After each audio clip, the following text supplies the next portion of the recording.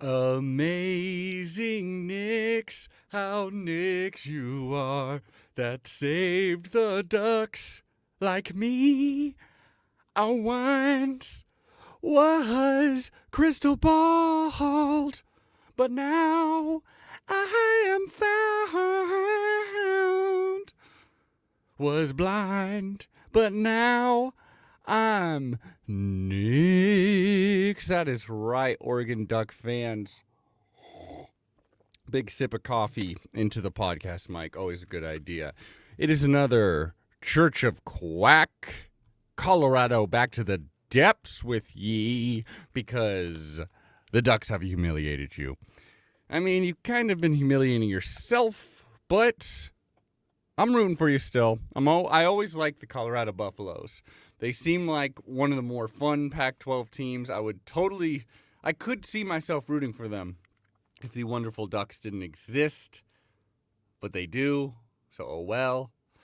I've always liked them, but not when we're playing them. And it seems like, as of late, there's been some serious beatdowns of the Buffs. No matter how bad we're looking, except for 2016, but sometimes you need a team to rip the Band-Aid off, to expose the festering wound that was Mark Helfrich recruiting, I guess I would say.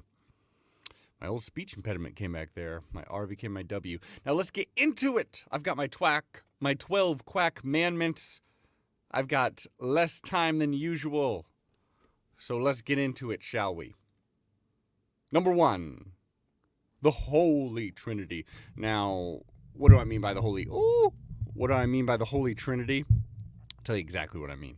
I'm talking about Marcus Mariota, Joey Harrington, and Bo Nix.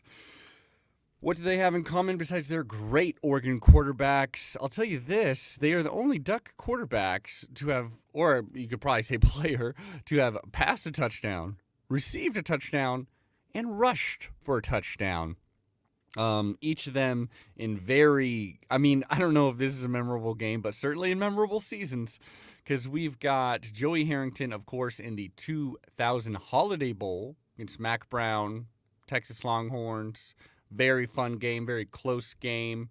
One of those scores is Keenan Howry passing to Joey Harrington, who's able to hold on to it.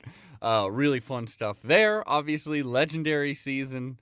Really came back from a devastating loss against the Beavers. We don't even need to bring that up, though, because we don't want that common right now. But and then we had a game in which we lost. We lost, but we still felt good that season later on. We got our revenge. Of course, I'm talking about the 2014 Oregon versus Arizona, wherein the pink, in that it felt like a really turnaround point in a game that was pretty ugly. But we had the one, the only Royce Freeman passing. Well, he gets a little shovel pitch to him. He runs out a little bit, a lot like actually kind of what Bucky Irving passed to Bo Nix this time. But Royce Freeman made that touchdown. Marcus Mariota had to fight to get past the 1-yard line. Manages to do so, scores. And then, and now we have this one. Bucky Irving to Bo Nix. Looked pretty good to me. Bucky Irving is 2 for 2 in passing attempts, I do believe. And number 1 in our heart. Now let's get to number 2. So he's in good company. The return of Gonzalez. That is right, Christian Gonzalez.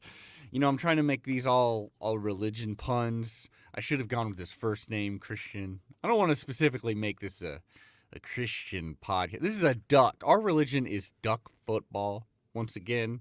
And we are technically not a religion unless you want to start paying me. Then we can be a religion. All it would take is 10% of your income. That is all it would take. At me, at Quack12 Podcast, or at Adam_Chimeo, and we can start this thing tax-free. I will be your deity. Yes, but the return of Christian Gonzalez, the Christian way. Dear Lord, really, he had he did have 2 interceptions, but really, he had a pick 6 too. He should have a score. He absolutely got a score. ESPN retweeted like, "Wait, this isn't a score?" Like everyone knows this was a pick 6. I don't know what that ref was smoking. That Pac-12 Sheba that all these refs are smoking apparently. But yes, so Christian Gonzalez, and he had that really good pass defended where he landed straight on his back, which made me think like, oh man, I couldn't play football for 1 second in real life unless it's flag. And honestly, not even sure if I can handle that nowadays. He was just truly, if it wasn't for all the offensive stars in this game, I would say he was the MVP, but certainly the MVP of the secondary. Absolutely great game. Well, you've heard of the Hebrew Hammer. Time for the Sewell Slammer. Most of you probably didn't even hear about that movie, The Hebrew Hammer, the Comedy Central movie so many years ago, but I'm trying to make these puns, everybody. It's harder than it looks, or my brain is smaller than it should be, maybe I should say. The Sewell Slammer, just wanted to bring up what was a wonderful moment. And then he almost, can you imagine? I can imagine because it almost happened. He almost gets the pick 6, like a couple plays later. Can you imagine? Inside linebacker. First he comes in on offense, scores, then gets a pick 6, scores again. That would have been amazing. It almost happened, I swear. So, way to go, Sewell. Never doubt a Sewell. Number 4, O-line, Divine. Goddamn best O-line in the country. Let's just say it. If they're... a lot of people, including myself, are kind of like not sure. I would love to see the Ducks in the playoffs, sure.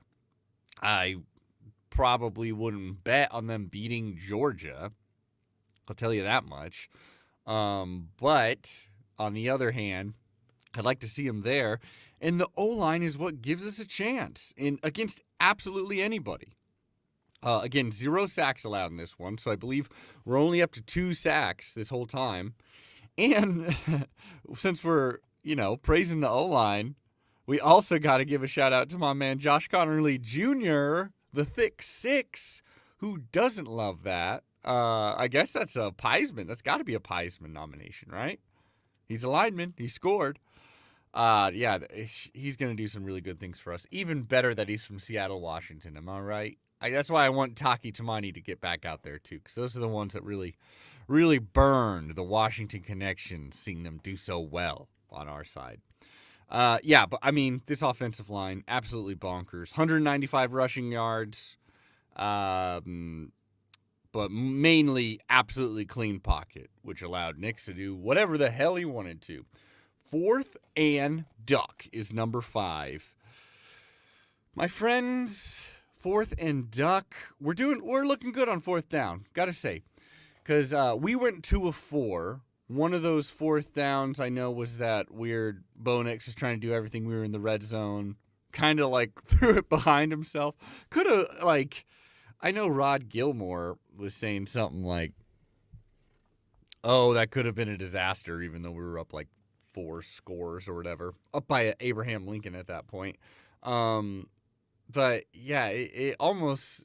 It could have been a disaster. It also could have been the funniest touchdown of the day.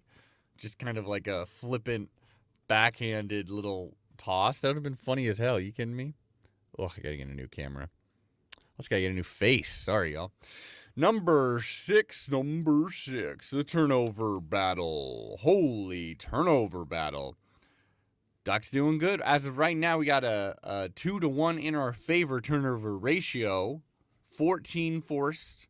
7 committed. In this game, we got 3 turnovers, 1 fumble late in the game, 2 interceptions, both by Christian Gonzalez.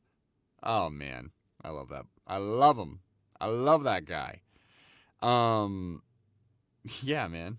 This is a good game. 3 turnovers. That you're not going to beat the Ducks if we get 3-0 turnover ratio. Next one, a hill to flag on. No. He's going to miss the first half against the Huskies. That does suck. Huskies, their strength, obviously, is in the passing game. I wouldn't say our secondary has necessarily struggled, but we need all the depth we can, in the secondary and especially on the D-line.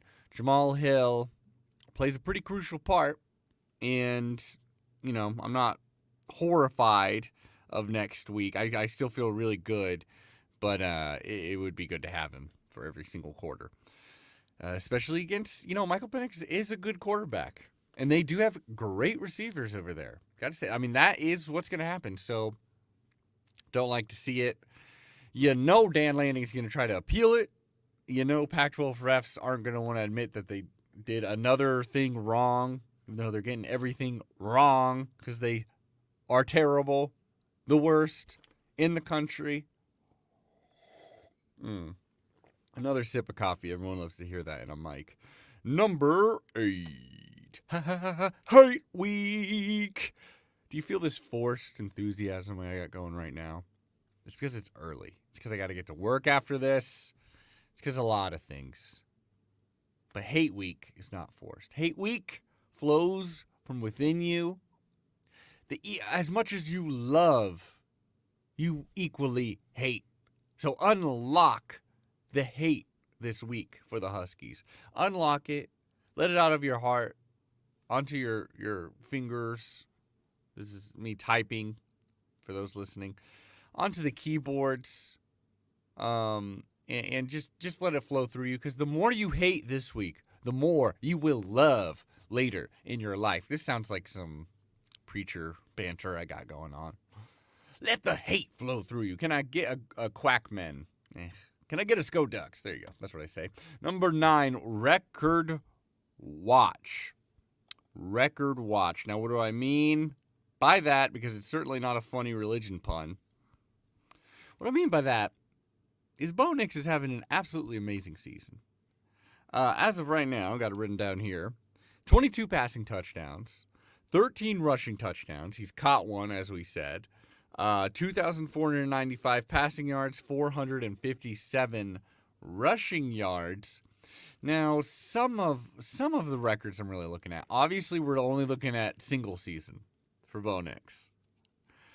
So the ones that I think are most achievable here, certainly I would say single season yards. This is total offensive yards, which they don't include for this anyways. Receiving yards, okay? No receiving or returns. He's not returning, but they're only counting rushing and passing. If you look at that, Bo Nix is quick math. This is not going to be quick. 3,052 total yards. He's got 3 games left in the regular season. Now, he's already only like 30 behind Danny O'Neal. Only about 40 behind Joey Harrington, his 2000 season. If he really wanted to get in like the top 4, he would at least have to get another like 600 to surpass Anthony Brown. I know some of y'all got a lot of hate for Anthony Brown. Redirect that towards Mario Cristobal's offensive mind. That's a lot healthier thing to do. Because Anthony Brown, had 3,647 single season total offensive yards. Above that is Achilles Smith, 3,947. I believe this is season total, so postseason included, I do believe. Correct me if I'm wrong. Marcus Mariota.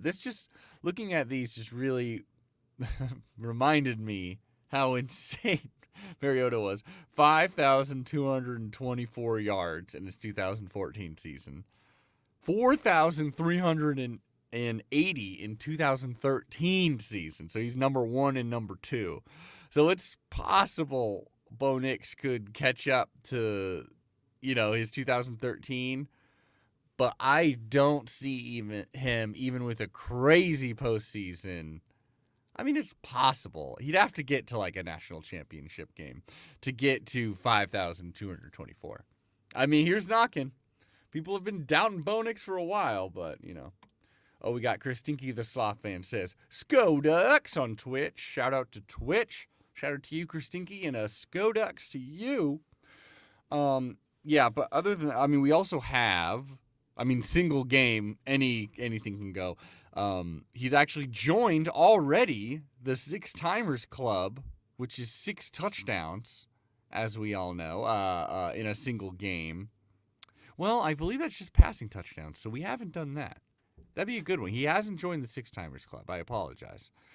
I would also say total touchdowns is a possibility in a single season. Unlikely, though. Marcus Mariota is number 1 in that category as well. 57 total touchdowns in 2014. He's also number 2 with 40 touchdowns in 2013. And number 3 with 37 total touchdowns in 2012.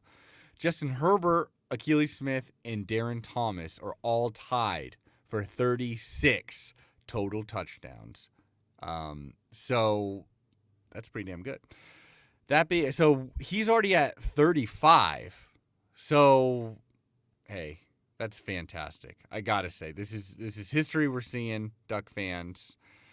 And then, yeah, God damn it, this just got me more excited.